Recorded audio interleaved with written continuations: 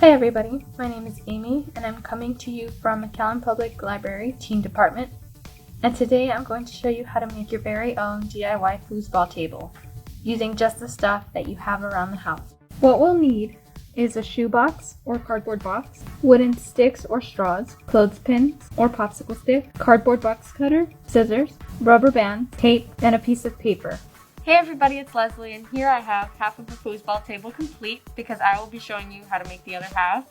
But I just wanted to show you what it's going to look like in the end. So I still haven't cut out the goal here, and I need to put together the straws, tape on my little men, and then color them. And you can decorate your box however you'd like. So let's get started. So here I have an assortment of straws and some tape so that we can add a little bit of extra security when we put our straws together. And I had 4 put together on my box, but you can use as many as you like so you can have a little bit more ability with your characters once you put them in. But the first step when you put your straws together is squish one end of one of the straws, fold it together so it should look like this, and then you're going to push it in to the other straw. And then tape it. And then you'll keep doing that with all your straws until you have as many together as you like. So here I have my 4 rows made already, and you can see that I taped the ends where the straws meet. And you can do something like this, where you can take 2 popsicle sticks and use a rubber band to tie them on. Or you could use a clothespin and just put it on like that. Or, as I did, I like to save my materials, so I decided to cut my popsicle sticks in half, which is actually really easy. So, you can decide to color your clothespins or popsicle sticks before you decide to rubber band them on, or you can do them afterwards like I did. Either way, it would be fine.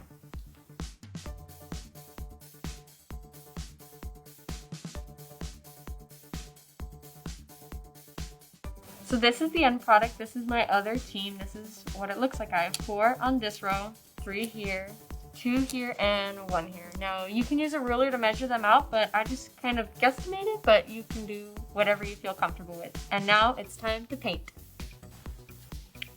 So here's what my players look like after I've painted them. And we're gonna let them sit out to dry, and while we do that, we're gonna show you how to finish the rest of your foosball table. So here I have measured where I'm going to be putting my straws for the other team, and I will be cutting them out with scissors. You could also use a box cutter, but just be careful when you use them.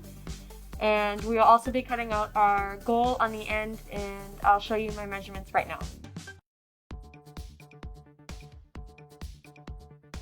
So I have already cut out the slots that I'm going to be putting my red players in for this side and not for this side, and this is what they will look like at the end. And I've cut about 2 inches down the side of the box. I measured to see just that the sticks could sit easily just at the bottom. And I only cut about like maybe less than ½ an inch. It's a very small slot for the straws. You can make them as big as you want or as thin as you want, depending on how you want it to sit. So I used this ruler and I measured out 2 inches from the corner, and then I measured at the 5-inch mark on my ruler, the 8-inch mark, and the 11-inch mark, because my box is about 24 inches, the 12-inch mark is about here, so the players will start here and the other team will start here. So let's go ahead and cut out the other side of the box.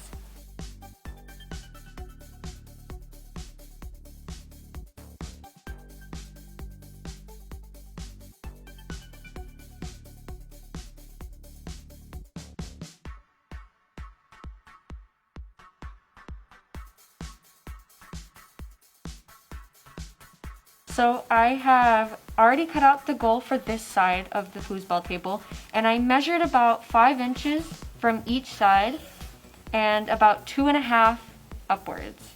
And so I measured that out here on this other side, and we are going to cut it out as well. So as you can see, I've cut out my slots for both ends of the foosball table and also my goal, and now I'm going to put my players on. So I have the row with just the one player, and he is going to be the goalie. And it is going to mirror what the other player is doing. So they have a goalie, I have a goalie, so then I'll put my 2 players in the next slot. And then my 3 players. And then lastly my 4 players. And all you need now is a soccer ball. So here are our 2 final foosball table options. We have one with the bigger box and popsicle sticks, and a smaller box with clothespins. And on the clothespins box we use tape to top off our slots for the rows of players. And for our soccer balls we simply just used regular crumpled up paper. So if you want to do something different, that's totally fine, and if you want to do the tape on the top of the clothespins with the popsicle sticks instead, you're totally free to do that too. Thank you for watching our DIY video. Share your projects with us by tagging your pictures or videos at Connect with MPL and MPL Teens. Tune in next week for another DIY craft. Bye!